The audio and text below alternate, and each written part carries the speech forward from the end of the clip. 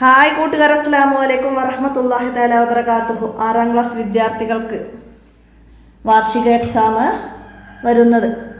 വാർഷിക എക്സാം ഉലൂമുദ്ദീന് 10ാമത്തെ പാഠഭാഗം മുതലാണ് എക്സാമിന് ഉള്ളത് എന്നാണ് എനിക്കറിയാൻ കഴിഞ്ഞത്. ഇനി നിങ്ങൾക്ക് മദ്രസയിൽ നിന്ന് അറിയിച്ചിട്ടുണ്ടെങ്കിൽ ഒന്ന് അറിയിക്കണം.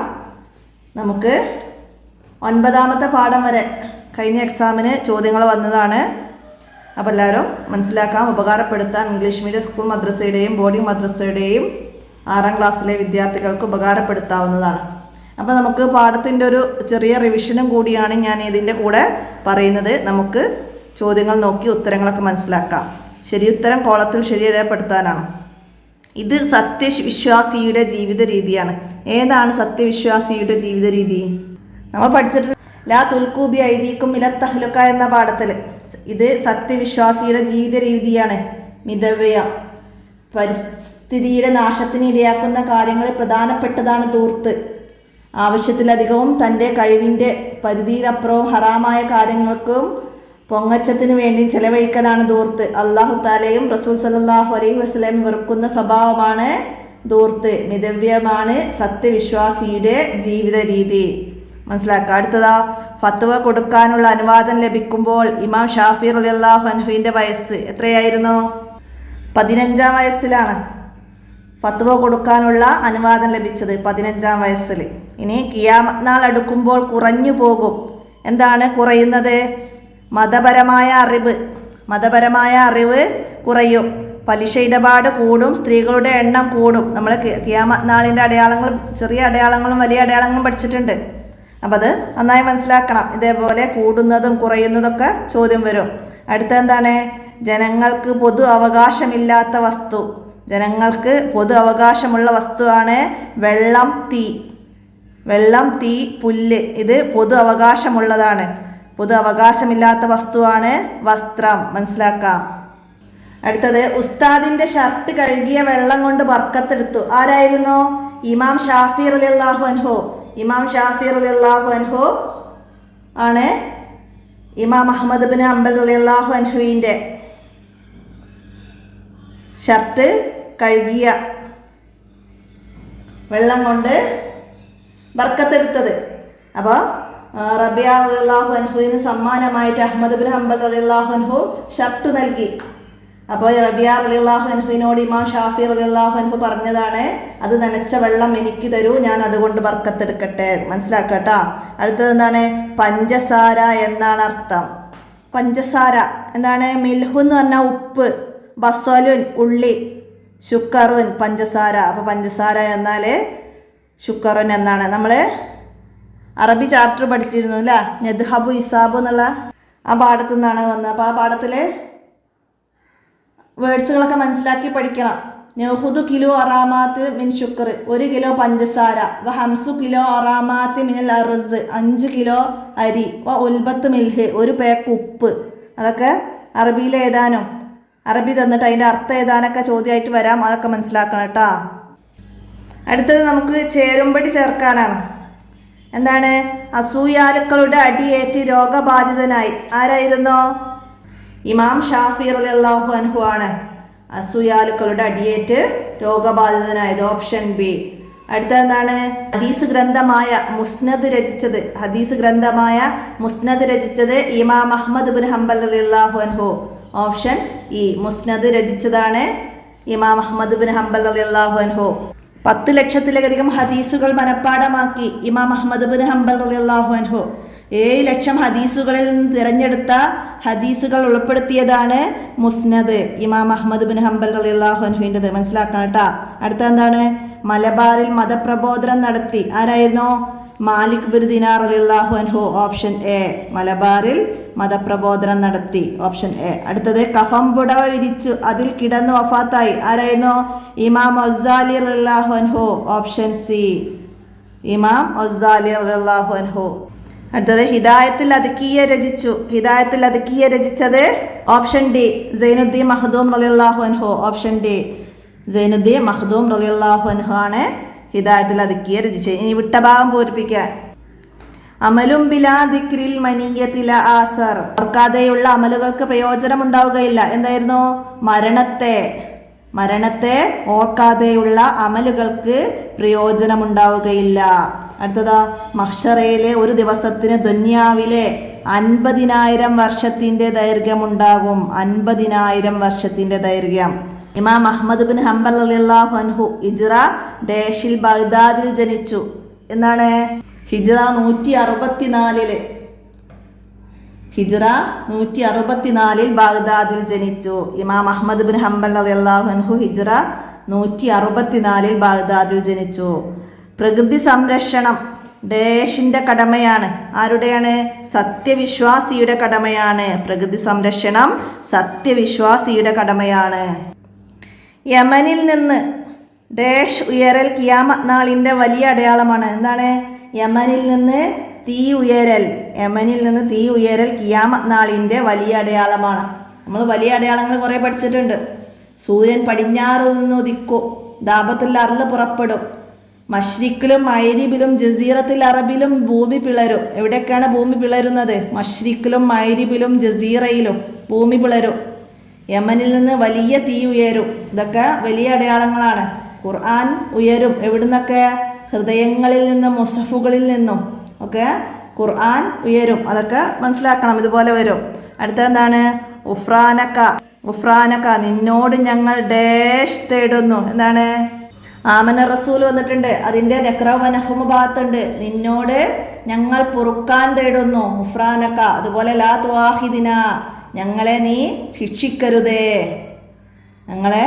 ശിക്ഷിക്കരുതേ. വാഫു അന്ന ഞങ്ങൾക്ക് മാപ്പ് ചെയ്തു തരേണമേ. അങ്ങനെ അർത്ഥങ്ങളൊക്കെ മനസ്സിലാക്കി പഠിക്കട്ടെ. അതുപോലെ വരാം. അടുത്ത ഇനി ഒറ്റവാക്കിൽ ഉത്തരം എഴുതാനാണ്. എന്താണ്? ഇമാം ഷാഫി റളിയല്ലാഹു അൻഹുവിൻ്റെ മക്ബറ എവിടെയാണ്? ഈജിപ്തിലാണ് മക്ബറയുള്ളത്. അടുത്തതാ, കേരളത്തിൽ നിന്നുള്ള ഒരു സഹാബിയുടെ പേര് ആരായിരുന്നു? താജുദ്ദീൻ. ചേരമാൻ പെരുമാൾ നബി സല്ലല്ലാഹു അലൈഹി വസല്ലമയെ കാണുകയും മുസ്ലിമായി താജുദ്ദീൻ എന്ന് പേര് സ്വീകരിക്കുകയും ചെയ്തു എന്ന് പറഞ്ഞപ്പോൾ അവിടെ കേരളത്തിൽ നിന്നുള്ള ഒരു സഹാബി താജുദ്ദീൻ. അടുത്തതാ, ഖബർ സിയാറത്ത് ഓർമ്മിപ്പിക്കുന്നു. എന്തിനെയാണ് ഖബർ സിയാറത്ത് ഓർമ്മിപ്പിക്കുന്നത്? മരണത്തെ ഓർക്കാൻ സഹായിക്കുന്നു. അതുപോലെ തന്നെ നമ്മൾ പറഞ്ഞിട്ടുണ്ട്, രോഗികളെ സന്ദർശിക്കുക, ജനാസ സംസ്കരണത്തിൽ പങ്കെടുക്കുക, ഇതൊക്കെ മരണത്തെ ഓർക്കുന്നതിന് സഹായിക്കുന്നതാണ്. അപ്പോൾ അതുപോലെ വരാം. അടുത്തതാ, ഖലീലുർ റഹ്മാൻ എന്ന് പേരുള്ള നബി ആരാണ്? ഖലീലുർ റഹ്മാൻ എന്ന് പേരുള്ളത് ഇബ്രാഹിം നബി അലൈഹി ഇസ്ലാമാണ്. ഖലീലുർ റഹ്മാൻ. മൂസാ നബി അലൈഹി ഇസ്ലാം എന്താണ്? കലീമുല്ല മൂസാ നബി അലൈഹി ഇസ്ലാം. റൂഹുല്ല ഈസാ അലൈഹി ഇസ്ലാം. ഹബീബുല്ല മുഹമ്മദ് നബി സല്ലല്ലാഹു അലൈഹി വസല്ലം. അടുത്തത് അൽ മവാദുൽ മൻസിലിയ. അർത്ഥം എന്ത്? മവാദുൽ മൻസിലിയ വീട്ടുപകരണങ്ങൾ. മവാദുൽ മൻസിലിയ എന്ന് പറഞ്ഞാൽ വീട്ടുപകരണങ്ങൾ. അതുപോലെ മവാദുൽ ഇദാഇയ്യ ഭക്ഷ്യവസ്തുക്കൾ. അപ്പോൾ ആ പാഠം അറബി പാഠമായിരുന്നു. അതിന്ന് ഫവാക്കിഹ് എന്ന് പറഞ്ഞാൽ പഴങ്ങൾ, ഖുലാർ പച്ചക്കറികൾ, അതൊക്കെ അതിൻ്റെ പേരുകളൊക്കെ ഉണ്ട്. പച്ചക്കറികൾ അല്ലേ? ബസല്, ഉള്ളി, ടൊമാറ്റം, തക്കാളി ഒക്കെ പഠിച്ചിട്ടുണ്ട്. പിന്നെ അനാനാസ്, കൈതച്ചക്ക, തുഫാഹ്, ആപ്പിൾ, അങ്ങനെ വെജിറ്റബിൾസിൻ്റെ പേരും ഫ്രൂട്ട്സിൻ്റെ പേരും ഒക്കെ നന്നായി മനസ്സിലാക്കി പഠിക്കണം. അതുപോലെ എഴുതാൻ വരും. അടുത്തതെന്താണ്? പണ്ഡിതൻ എന്നതിൻ്റെ അറബി പദം എന്ത്? പണ്ഡിതൻ എന്നതിൻ്റെ അറബി ആലിമുൽ ഖുറൈഷ്. ആലിമ് എന്നാണ് പണ്ഡിതൻ എന്നതിൻ്റെത്. ഉലമാ എന്ന് പറഞ്ഞാൽ പണ്ഡിതന്മാർ എന്നാണ്. അപ്പം അത് മനസ്സിലാക്കണം. ഇനി ഒറ്റവാചകത്തിൽ ഉത്തരം എഴുതാനാണ്. ഇമാം അഹ്മദ് ബിൻ ഹംബൽ റളിയല്ലാഹു അൻഹുവിനെ ഭരണകൂടം ഉപദ്രവിച്ചത് എന്തിനാണ് അഹ്മദ് ബിൻ ഹംബലിനെ ഭരണകൂടം ഉപദ്രവിച്ചത്? അഹ്ലുസുന്നയുടെ ആശയങ്ങൾ തുറന്നു പറഞ്ഞതിനാൽ അദ്ദേഹത്തെ അക്കാലത്തെ ഭരണകൂടം കഠിനമായി ഉപദ്രവിച്ചു. അടുത്തത്, ധൂർത്തടിക്കുന്നവരെ കുറിച്ച് ഖുർആൻ പറഞ്ഞതെന്ത്? എന്താണ് പറഞ്ഞത്? നീ ധൂർത്തടിക്കരുത്. ധൂർത്തടിക്കുന്നവർ പിശാചുക്കളുടെ സഹോദരന്മാരാണ്. പിശാചാകട്ടെ തൻ്റെ രക്ഷിതാവിനോട് നന്ദികേട് കാട്ടിയവനുമാണ്. എന്നാണ് ധൂർത്തടിക്കുന്നവരെ കുറിച്ച് ഖുർആൻ പറഞ്ഞത്. അടുത്തത്, ഷാഫി മദ്ഹബി പിൻപറ്റി ജീവിക്കുന്നവരുള്ള 4 രാജ്യങ്ങൾ, ഷാഫി മദ്ഹബ് പിൻപറ്റി ജീവിക്കുന്ന 4 രാജ്യങ്ങൾ. Hijaz, Egypt, Indonesia, Malaysia, Jordan, ഫലസ്തീൻ, ഫിലിപ്പൈൻ, സോമാലിയ, യമൻ. ഇതിൽ നിന്ന് 4 രാജ്യങ്ങൾ നമുക്കവിടെ എഴുതാം. അടുത്ത ചോദ്യം, മാലിക് ബിൻ ദിനാർ റളിയല്ലാഹു അൻഹുവും സംഘവും കേരളത്തിൽ മസ്ജിദുകൾ നിർമ്മിച്ച 4 സ്ഥലങ്ങൾ. അവർ 10 മസ്ജിദുകൾ നിർമ്മിച്ചിട്ടുണ്ട്. കൊടുങ്ങല്ലൂർ, കൊല്ലം, ഏഴിമല, ശ്രീകണ്ഠപുരം, ധർമ്മപട്ടണം, പന്തലായനി, ചാലിയം, ബണ്ടുകൽ, കാസർഗോഡ്, മംഗലാപുരം തുടങ്ങി സ്ഥലങ്ങളിൽ അവർ മസ്ജിദുകൾ നിർമ്മിച്ചിട്ടുണ്ട്. അതിൽ നിന്ന് 4 എഴുതുക. അടുത്തത് എന്താണ്? അൽ മൗത്തു അദ്നാ മിൻ ശിറാക്കിൻ നഅലിഹി. അപ്പോൾ അത് സാധാ മദ്രസയിൽ ഈ പാഠത്തിൽ നിന്ന് വന്ന ചോദ്യം ആയതുകൊണ്ടാണ് അവിടെ അറബി. നിങ്ങൾക്ക് അവിടെ അറബി ഇല്ല. എന്താണ്? മരണത്തെക്കുറിച്ച് മഹാനായ സിദ്ദീഖ് റളിയല്ലാഹു അൻഹു പറഞ്ഞത് എന്ത് എന്നാണ് അവിടെ ചോദ്യം മനസ്സിലാക്കേണ്ടത്. അപ്പം സിദ്ദീഖ് റളിയല്ലാഹു അൻഹു പറഞ്ഞതാണിത്. അപ്പം ഇതിൻ്റെ അർത്ഥം എന്താണ്? ചെരുപ്പിൻ്റെ വാറ് കാലിലേക്ക് എത്ര അടുത്തിരിക്കുന്നുവോ അതുപോലെ മരണം അടുത്തു നിൽക്കുന്ന വിധത്തിലാണ് ഓരോ മനുഷ്യനും തൻ്റെ കുടുംബത്തിൽ കഴിയുന്നത്. മനസ്സിലാക്കുക, ചോദ്യം മനസ്സിലാക്കട്ടാ. മരണത്തെക്കുറിച്ച് മഹാനായ അബൂബക്കർ സിദ്ദീഖ് റളിയല്ലാഹു അൻഹു എന്താണ് പറഞ്ഞത്? ചെരുപ്പിൻ്റെ വാറ് കാലിലേക്ക് എത്ര അടുത്തിരിക്കുന്നുവോ അതുപോലെ മരണം അടുത്തു നിൽക്കുന്ന വിധത്തിലാണ് ഓരോ മനുഷ്യനും തൻ്റെ കുടുംബത്തിൽ കഴിയുന്നത്. അടുത്തത്, പരിസ്ഥിതിയുടെ ഭാഗമായ 4 എഴുതുക. പരിസ്ഥിതിയുടെ ഭാഗം ഏതൊക്കെയാണ്? കുന്ന്, മല, കാട്, താഴ്വര, തോട്ടങ്ങൾ, വയലുകൾ, കടല്, പുഴ എല്ലാം പരിസ്ഥിതിയുടെ ഭാഗമാണ്. അപ്പം അത് മനസ്സിലാക്കി എഴുതുക. പരിസ്ഥിതിയുടെ നാശത്തിനിടയാക്കുന്ന കാര്യങ്ങൾ, കീടനാശിനികളുടെയും രാസവസ്തുക്കളുടെയും അമിതമായ ഉപയോഗം, പിന്നെ പ്ലാസ്റ്റിക് ഉപയോഗം, പിന്നെ ജലാശയങ്ങളിൽ മാലിന്യങ്ങൾ നിക്ഷേപിക്കൽ, മരങ്ങൾ, തോടുകൾ, കുന്നുകൾ ഒക്കെ നശിപ്പിക്കൽ, ഇതൊക്കെ പരിസ്ഥിതിയുടെ നാശമാണ്. അപ്പോൾ അതൊക്കെ രണ്ടും വെവ്വേറെ മനസ്സിലാക്കണം കേട്ടോ. അടുത്ത എന്താണ്? ലാ യുകല്ലിഫുല്ലാഹു നഫ്സൻ ഇല്ലാ വുസഹാ. സാരമെന്ത്? എന്താണ്?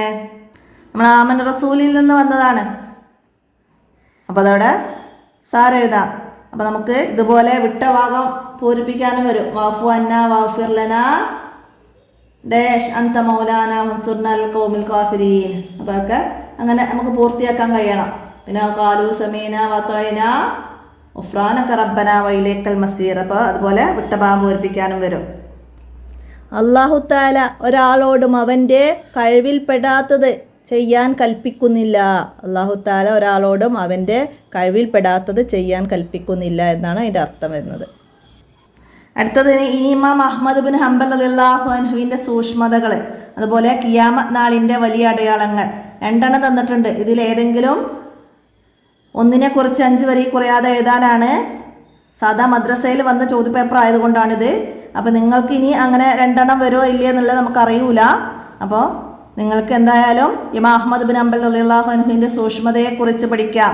അത് സ്വന്തം വന്നാൽ അത് എഴുതാം. പിന്നെ അതുപോലെ ഖിയാമത്ത് നാളിൻ്റെ വലിയ അടയാളങ്ങൾ വരാം. അപ്പോൾ അതൊക്കെ മനസ്സിലാക്കാം. അതുപോലെ തന്നെ അഷ്ശഫാഅത്തുൽ ഉളുമയെക്കുറിച്ചും പിന്നെ ഇമാം ഷാഫി റളിയല്ലാഹു അൻഹുവിൻ്റെ പഠനകാലത്തെക്കുറിച്ചിട്ടും വന്നിട്ടുണ്ട്. അപ്പോൾ അതൊക്കെ മനസ്സിലാക്കി പഠിക്കണം. അപ്പോഴാണ് നമുക്ക് ഏതെങ്കിലും ഒന്ന് വന്നാൽ എഴുതാൻ കഴിയുള്ളൂ. ഓരോ പാഠത്തിൽ നിന്നും നമുക്ക് ഓരോന്ന് എഴുതാൻ കഴിയണം. ഇമാം ഷാഫി റളിയല്ലാഹു അൻഹുവിനെ കുറിച്ച് എഴുതാൻ വന്നാൽ ഇവിടെ പഠനകാലമാണ്, ചെറുപ്പകാലം, അത് എഴുതാൻ വന്നാൽ നമുക്ക് എഴുതാൻ കഴിയണം. അപ്പോൾ നമുക്ക് ഇമാം ഷാഫി റളിയല്ലാഹു അൻഹുവിൻ്റെ പഠനകാലത്തെക്കുറിച്ച് പറയാം. എന്താണ്? ഇമാം ഷാഫി റളിയല്ലാഹു അൻഹു കഠിനമായ ദാരിദ്ര്യത്തിലും പ്രയാസത്തിലുമായിരുന്നു ജീവിതം. പഠിക്കുമ്പോൾ പഠനോപകരണങ്ങൾ വാങ്ങാനുള്ള കാശ് പോലും അദ്ദേഹത്തിൻ്റെ കൈവശമുണ്ടായിരുന്നില്ല. ഉസ്താദ് ക്ലാസ് എടുക്കുമ്പോൾ വലത് കൈയിലെ വിരൽ കൊണ്ട് ഇടത് കൈയിൽ എഴുതിയാണ് അദ്ദേഹം ഹദീസ് മനഃപ്പാഠമാക്കിയിരുന്നത്. ക്ലാസ്സിൽ കൈകൊണ്ട് കളിക്കുന്നത് കണ്ട ഉസ്താദ് കുട്ടിയെ വിളിച്ച് കാര്യം അന്വേഷിച്ചു. അപ്പോൾ ഉസ്താദ് അന്ന് എടുത്ത എല്ലാ ഹദീസുകളും ഉസ്താദിന് ചൊല്ലിക്കൊടുത്തു. കുട്ടിയുടെ അപാരമായ ബുദ്ധിശക്തി കണ്ട് ഉസ്താദ് അത്ഭുതപ്പെട്ടു. ഇമാം ഷാഫി റളിയല്ലാഹു അൻഹുവിൻ്റെ കുട്ടിക്കാലം ഏതാമെന്നാലാ? ഇദ്രീസ് ഫാത്തിമ ദമ്പതികളുടെ മകനായ ഹിജ്റ 150 ഫലസ്തീനിലെ ഒസ്സയിലാണ് ഇമാം ഷാഫി റളിയല്ലാഹു അൻഹു ജനിച്ചത്. ചെറുപ്പത്തിൽ തന്നെ പിതാവ് മരണപ്പെട്ടു. അദ്ദേഹത്തിന് 2 വയസ്സുള്ളപ്പോൾ അദ്ദേഹത്തെയും കൂട്ടി മാതാവ് പരിശുദ്ധ മക്കയിൽ വരികയും അവിടെ താമസിക്കുകയും ചെയ്തു. 7-ാം വയസ്സിലെ വിശുദ്ധ ഖുർആൻ മനഃപ്പാഠമാക്കി. മക്കയിൽ വെച്ച് അറബികളുടെ വിവിധ ഭാഷാ പ്രയോഗങ്ങളും കവിതകളും പഠിച്ച് ഭാഷയിൽ വലിയ അവഗാഹം നേടി. 10-ാം വയസ്സിൽ ഇമാം മാലിക്കിൻ്റെ മുവത്ത എന്ന കിതാബ് മനഃപ്പാടമാക്കി. 13-ാം വയസ്സിൽ ഇമാം മാലിക് റളിയല്ലാഹു അൻഹുവിൻ്റെ ശിഷ്യത്വം സ്വീകരിക്കാൻ വേണ്ടി മദീനയിലേക്ക് പോയി. അപ്പോൾ അതൊക്കെ കുട്ടിക്കാലം മനസ്സിലാക്കട്ടെ. 15-ാം വയസ്സിൽ ഫത്വ കൊടുക്കാനുള്ള അനുവാദം ലഭിച്ചു. അറിവ് തേടി മക്ക, മദീന, യമൻ, ഇറാഖ് തുടങ്ങിയ നാടുകളിലൊക്കെ പോയിട്ടുണ്ട്. ഖുർആൻ, ഹദീസ്, ഫിഖ്, ഉസൂലുൽ ഹദീസ്, ഹുസൂലുൽ ഫിഖ്, വ്യാകരണം, കവിത, സാഹിത്യം, അമ്പെയ്ത്ത് തുടങ്ങി നിരവധി മേഖലകളിൽ അദ്ദേഹം ആഴമേറിയ അറിവ് നേടിയിട്ടുണ്ട്. 200ഓളം ഗ്രന്ഥങ്ങൾ രചിച്ചിട്ടുണ്ട്. റമളാനിൽ 2 ഹത്തം വീതവും അല്ലാത്തപ്പോൾ 1 ഹത്തം വീതവും അദ്ദേഹം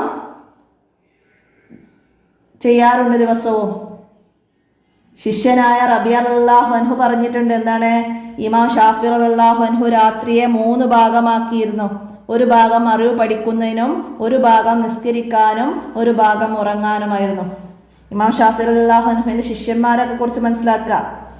ഹിജ്റ 204-ലാണ് അസൂയാലുക്കളുടെ അടിയേറ്റ് രോഗബാധിതനാവുകയും ആ വർഷം റജബ് മാസ അവസാനം വെള്ളിയാഴ്ച രാവിലെ വഫാത്താവുകയും ചെയ്തു. പിന്നെ ഖിയാമത്ത് നാളിൻ്റെ ചെറിയ അടയാളങ്ങളും വലിയ അടയാളങ്ങളും മനസ്സിലാക്കി പഠിക്കുക. രണ്ടും ഏതെങ്കിലും ഒന്ന് എഴുതാൻ വരും. അപ്പോൾ എഴുതാൻ കഴിയണം. ആ ഭാഗം നന്നായി മനസ്സിലാക്കുക. ഈ അടയാളങ്ങൾക്ക് ശേഷമൊക്കെ എന്ത് സംഭവിക്കും ചോദിച്ചാലോ, ഇസ്രാഫീൽ അലൈഹിസ്സലാം സൂറിൽ ഊതും, സൃഷ്ടികളെല്ലാം നശിക്കും.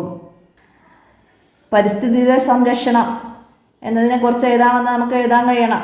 എന്താണ്? നാം താമസിക്കുന്ന പരിസരമാണ് നമ്മുടെ പരിസ്ഥിതി.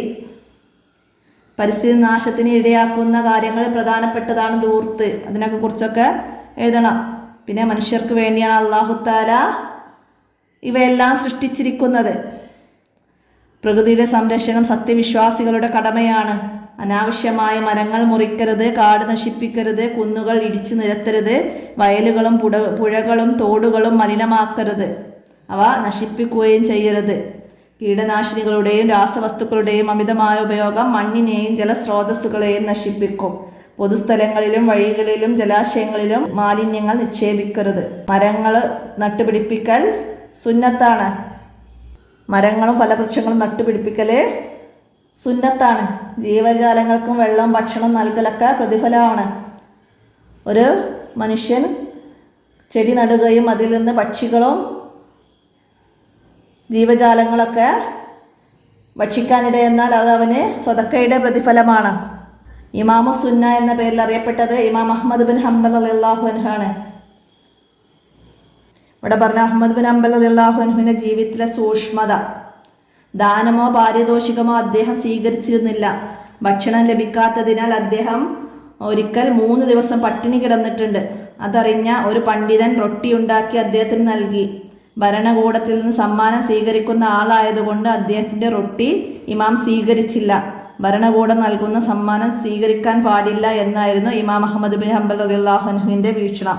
ഇതാണ് ജീവിതത്തിലെ സൂക്ഷ്മത. അതുപോലെ തന്നെ വസ്ത്രം കളവ് പോയിട്ട് ആരും വാങ്ങിക്കൊടുത്ത വസ്ത്രം ധരിക്കാൻ തയ്യാറായില്ല. അദ്ദേഹം സ്വന്തമായി പകർത്തി എഴുതിയതിൻ്റെ കൂലി കിട്ടിയത് കൊണ്ടാണ് അദ്ദേഹം വസ്ത്രം വാങ്ങി ധരിച്ചത്. ഇതൊക്കെ അദ്ദേഹത്തിൻ്റെ ജീവിതത്തിലെ സൂക്ഷ്മതയാണ്. മനസ്സിലാക്കുക. ഷഫാഅത്തുൽ ഉലമ വന്നിവിടെ. എന്താണ് ഷഫാഅത്തുൽ ഉലമ? ജനങ്ങൾ ഷഫാഅത്തിന് വേണ്ടി നബി സല്ലല്ലാഹു അലൈഹി വസല്ലമയോട് അപേക്ഷിക്കും. അപ്പോൾ നബി സല്ലല്ലാഹു അലൈഹി വസല്ലമ പറയും, ഞാൻ അതിന് അർഹനാണ്. എന്നിട്ട് അവിടുന്ന് അർശിൻ്റെ ചുവട്ടിൽ സുജൂദ് ചെയ്യും. അപ്പോൾ അല്ലാഹു തആല പറയും, മുഹമ്മദ് നബിയെ തല ഉയർത്തൂ, ചോദിക്കൂ, നൽകാം, ഷഫാഅത്ത് ചെയ്യൂ, സ്വീകരിക്കാം. അങ്ങനെ നബി സല്ലല്ലാഹു അലൈഹി വസല്ലമ ഷഫാഅത്ത് ചെയ്യും. വിചാരണ ആരംഭിക്കും. സജ്ജനങ്ങൾ സ്വർഗത്തിലേക്കും ദുർജനങ്ങൾ നരകത്തിലേക്കും. ഇതാണ് ഷഫാഅത്തുൽ ഉലമ. അപ്പം അത് മനസ്സിലാക്കി പഠിക്കാം. പിന്നെ ആരെല്ലാമാണ് ഷഫാഅത്ത് ചെയ്യുക എന്നുള്ള ചോദ്യം വരാം. ആരെല്ലാമാണ്? നബി സല്ലല്ലാഹു അലൈഹി വസല്ലമയെ പോലെ അമ്പിയാക്കളും മൗലിയാക്കളും പണ്ഡിതന്മാരും ശുഹദാക്കളും സ്വാലിഹീങ്ങളും ഷഫാഅത്ത് ചെയ്യും. ഷഫാഅത്ത് ഹബലന അർത്ഥം എഴുതാൻ വരും. അങ്ങ് ഞങ്ങൾക്ക് ഷഫാഅത്ത് ഔദാര്യമായി നൽകണമേ. അക്സിറു ദിക്ര ഹാദിമുൽ ലദാത്തിൽ മൗത്ത്. എല്ലാ സുഖങ്ങളെയും മുറിച്ചു കളയുന്ന മരണത്തെ ഓർക്കുന്നത് നിങ്ങൾ വർദ്ധിപ്പിക്കുക. ഇമാം ഗസാലി റളിയല്ലാഹു അൻഹുവിൻ്റെ വഫാത്തിനെ കുറിച്ച് എഴുതാൻ വരും. അന്നൊരു തിങ്കളാഴ്ചയായിരുന്നു. സുബഹി നിസ്കാരം കഴിഞ്ഞ് ആ മഹാൻ കുളിച്ചു വൃത്തിയായി ഉളൂ ചെയ്തു, കഫം പുടവ് വിരിച്ചു, അതിൽ കിബിലക്ക് അഭിമുഖമായി കിടന്നു. സ്വഹീഹുൽ ബുഖാരി എടുത്തു നെഞ്ചത്തു വെച്ചു. ഞാൻ എൻ്റെ റബ്ബിൻ്റെ ആജ്ഞ സ്വീകരിക്കുന്നു എന്ന് പറഞ്ഞുകൊണ്ട് സന്തോഷത്തോടെ വഫാത്തായി. ആ മഹാനാണ് ഹുജ്ജത്തുൽ ഇസ്ലാം എന്ന പേരിൽ അറിയപ്പെടുന്ന ഇമാം ഗസാലി റളിയല്ലാഹു അൻഹു. ആ പാഠത്തിൽ നിന്ന് ആർക്കാണ് സന്തോഷത്തോടെ മരിക്കാൻ കഴിയുക എന്ന ചോദ്യം വരാം. എന്താണ്? വിശ്വാസം ഉൾക്കൊള്ളുകയും അള്ളാഹു താലയുടെ പ്രീതി ആഗ്രഹിച്ച് സൽക്കർമ്മങ്ങൾ അനുഷ്ഠിക്കുകയും ചെയ്യുന്നവർക്കാണ് അതിന് ഭാഗ്യം ലഭിക്കുക. മഹാനായ ഉസ്മാൻ റളിയല്ലാഹു അൻഹു ഖബർ ജീവിതത്തെക്കുറിച്ച് ഓർത്ത് എപ്പോഴും കരയുമായിരുന്നു. അദ്ദേഹത്തിൻ്റെ മുഖത്ത് കണ്ണുനീരിൻ്റെ പാടുണ്ടായിരുന്നു. മരണസ്മരണ കൊണ്ടുള്ള നേട്ടങ്ങൾ, മരണസ്മരണയുടെ വിധി, മരണത്തെക്കുറിച്ച് ഓർക്കൽ എന്താണ്? സുന്നത്താണ്. അത് ജീവിതം നന്നാക്കും, തെറ്റുകളിൽ നിന്നൊക്കെ അകന്ന് നിൽക്കാൻ സഹായിക്കും. മരണത്തെ ഓർക്കാതെയുള്ള അമലുകൾക്ക് പ്രയോജനമുണ്ടാകില്ല. ഓർത്തുകൊണ്ടുള്ള അമലുകൾ പിക്കാസുകൾ കൊണ്ട് വെട്ടുന്നത് പോലെയാണ്. ഖുശൂ വർദ്ധിപ്പിക്കും. അങ്ങനെ കുറേ കാര്യങ്ങൾ പഠിച്ചിട്ടുണ്ട്. പിന്നെ മരണസ്മരണ ഇല്ലാത്തത് കൊണ്ടുള്ള ദോഷങ്ങൾ, മരണസ്മരണ ഉള്ളത് കൊണ്ടുള്ള ഗുണങ്ങൾ, അതൊക്കെ എഴുതാൻ വരും. മനസ്സിലാക്കി പഠിക്കട്ടെ. അതിന് അവസാനത്തെ പാഠത്തിൽ ഇന്ത്യ സ്വാതന്ത്ര്യ സമരത്തിൽ മുസ്ലിങ്ങളുടെ പങ്കെടുത്ത നേതാക്കളും നമ്മൾ അവസാനത്തിൽ പറയുന്നുണ്ട്. അതൊക്കെ മനസ്സിലാക്കി പഠിക്കട്ടെ.